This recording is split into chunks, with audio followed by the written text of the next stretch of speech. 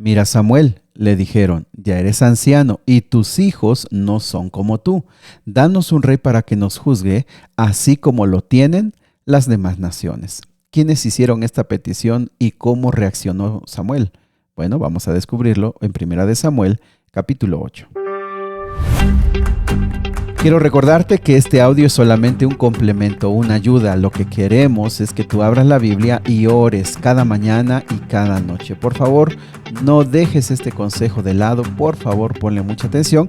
Y por supuesto, si te gusta y estás con nosotros desde hace mucho tiempo, pues compártelo. Invita a otras personas a sumarse a este plan. ¿Dale? Bueno, pues vamos al capítulo de hoy. El capítulo de hoy es sumamente triste y marca una transición a un estilo de liderazgo diferente. El versículo 1 dice que Samuel envejeció. Y mis amigos, con todo lo grande que fue este hombre, pues a todos nos llega la edad y este hombre pues llegó su vejez. Recordemos algo, él es el último juez de Israel, el último juez, claro que fue profeta, fue también sacerdote. Sin embargo, Dios lo llamó como juez y por esa razón tenía un ministerio muy especial que hacer, pero pues habían acabado sus días, ya estaba envejecido y tenía que pasar la estafeta.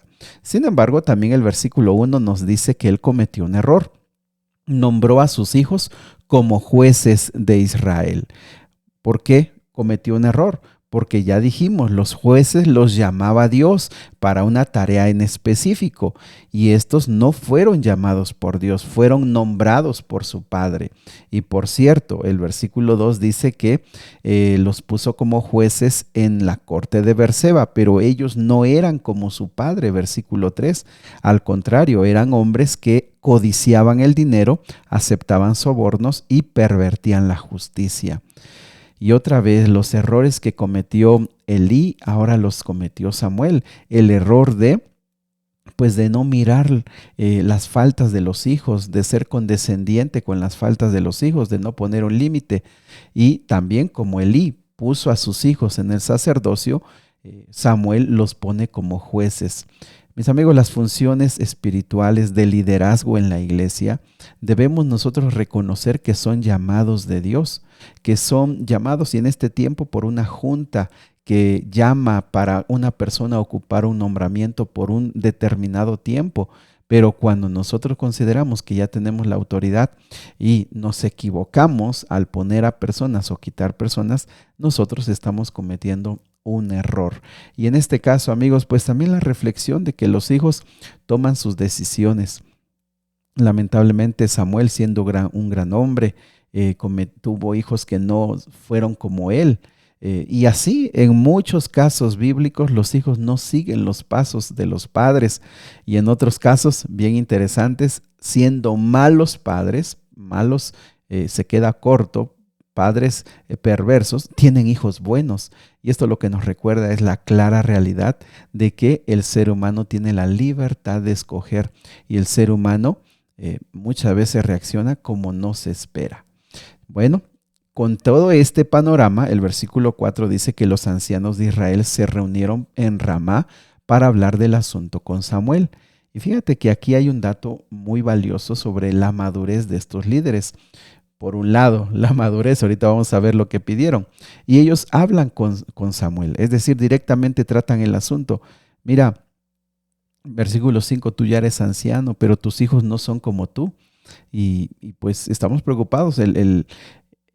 Nuestra nación no lleva un buen rumbo porque las cosas están mal, porque tus hijos pues no tienen ni el espíritu, ni la actitud, ni la justicia que tú has tenido. Por este lado podemos poner una palomita, ¿verdad? Un 10, decir que hicieron lo correcto, hablaron directamente con Samuel. Sin embargo, esto también al parecer es una excusa para presentar finalmente la decisión que tenían, ojo, la decisión y lo que querían que se hiciera. Dice el versículo 5 en la última parte, danos un rey para que nos juzgue, así como lo tienen las demás naciones. Tú recuerdas que en Deuteronomio ya leímos, y eso sucedió 400 años antes. 400 años antes, Deuteronomio ya había previsto que algún día el pueblo podría necesitar o querer o pedir un rey. Sin embargo, esa llegada de ese rey tendría que ser dentro de otras condiciones. En este caso, ellos quieren un rey porque quieren parecerse a las demás naciones, quieren verse como las demás naciones lo hacen. Quizá piensan que eso es lo correcto, quizá piensan que estarán mejor. Sin embargo, el método que Dios había establecido era mejor, que ellos tuvieran autonomía, cada tribu siendo dirigida por sus ancianos, todos respetando las leyes bien establecidas que ya leíamos en Levíticos y en Deuteronomios, y que ahí estaban las leyes bien claras para regir toda la vida, todas las áreas de nuestra vida ya estarían regidas con las leyes. Además, bien establecido el sacerdocio, cuando los levitas estarían distribuidos en todo el territorio. Es decir, el plan que Dios tenía era mucho mejor. Sin embargo, mis amigos, tú y yo debemos tener algo bien claro, bien entenderlo bien. Dios oye lo que nosotros le pedimos y muchas veces nos da lo que pedimos para que entendamos que eso que no es la voluntad de Él, pues al vivirlo, al experimentarlo, nos demos cuenta que fue un error. ¿Estás escuchando lo que te estoy diciendo? Qué terrible frase es esta. Pero muchas veces Dios nos permite, Dios nos da lo que le pedimos sabiendo que será para que nosotros cosechemos con amargura la consecuencia de nuestras decisiones. Así que debemos tener cuidado porque muchas veces pensamos, esto Dios me lo dio y si es que Dios me lo dio es porque es bueno, porque yo no me equivoqué, porque yo pedí lo correcto. Aquí tenemos la situación clara. Dios lo permitió, pero para que ellos aprendieran. Pero les dice, versículo número 6, Samuel se disgustó con esta petición y fue al Señor en busca de orientación. ¿Y cómo lo hizo? Orando. Él se molestó. Samuel sabía que esto era incorrecto, que este era solamente un pretexto para detrás parecerse a las naciones teniendo un rey. Y va a orar. Y aquí está una de las noblezas y una de las grandes virtudes que presenta Samuel, esa comunión tan cercana con Dios a través de la oración. Y le presenta el caso a Dios. Fíjate que Dios responde pronto y le dice, haz todo lo que te digan, versículo 7. Le respondió el Señor, porque me están rechazando a mí y no a ti. Ya no quieren que yo siga siendo su rey. Desde que los saqué de Egipto me han abandonado continuamente y han seguido a otros dioses, y ahora te tratan a ti de la misma manera. Mis amigos, esto deja claro que el Señor los escuchaba y tristemente les va a dar lo que ellos quieren, pero le explica, Samuel, no lo tomes personal, no te lo están haciendo a ti, me lo están haciendo a mí. Y mis amigos, creo que eso es bien valioso, aún en la familia, en el hogar. Cuando experimentamos el rechazo de nuestros hijos, cuando nuestros hijos no escuchan un consejo, cuando a nuestros hijos les parece tonto los consejos que tú les das, cuando tú ya les estás hablando desde el corazón, desde la experiencia, desde la amargura de tus errores. Y ellos dicen, ¿sabes qué, mamá? Mira, papá, no te metas. Yo sé lo que estoy haciendo. No te están rechazando a ti. No te lo tomes personal. Tienes que entender que así le hacemos nosotros a Dios. Cuando nos ponemos tercos y nos ponemos necios en nuestros puntos de vista, pensando que es lo correcto, no te lo hacen a ti. No te lo hacen a ti.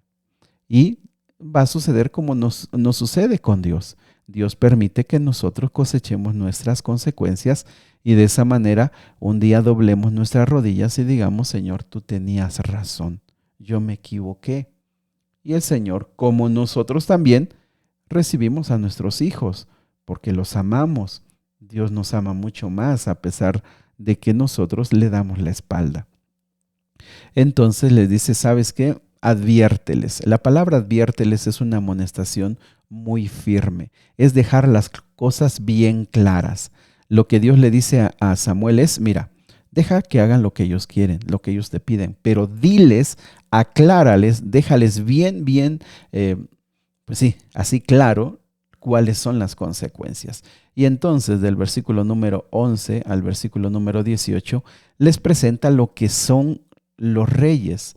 Y básicamente tú y yo entendemos, léelo por favor, del versículo 11 al 18, dice que él va a gobernar, va a tomar a sus hijos como reclutas para su ejército, algunos los mandará a la guerra, otros van a ser conductores, otros van a correr delante de los carros, algunos serán generales, capitanes del ejército, pero también otros serán obligados a arar, a cultivar los terrenos del rey. Además, que cuando otros harán armas y equipo para la guerra, y algunos de ellos a las hijas las tomará para cocinar, para hornear, para hacer perfumes, y por supuesto algunas serán concubinas del rey. Les va a quitar lo mejor de sus campos, de sus viñedos, de sus olivos, aparte les cobrarán más impuestos, la 10ª parte de los granos, las cosechas, las uvas, y se las va a dar a los oficiales, les va a quitar sus esclavos para que cuiden sus ganados, sus burros. Mis amigos, este sistema pues era un sistema conocido porque ellos lo pedían como los demás reyes, pero ellos tenían una forma mejor, la que yo estaba hablando al inicio. Ellos tenían una forma mejor. Esos jueces, primero, los líderes que tenían por tribus no eran un reinado que exigiera impuestos. Era una forma más ligera, más económica de ser dirigidos. Los levitas tenían un sistema, como ya lo explicamos en Levíticos, en Deuteronomios, cómo ellos iban a subsistir y cómo ellos iban a ser instructores, maestros, y a través de ellos iban a poderse acercar a Dios. Es decir, el plan que Dios tenía era mejor, pero ellos querían un rey. Ellos, se les dice claramente, va a ser una carga, se les va a quitar a ustedes el poder, la autoridad, van a ser ustedes, y además de todo, el hijo del rey será el rey, y así se irá pasando de generación en generación.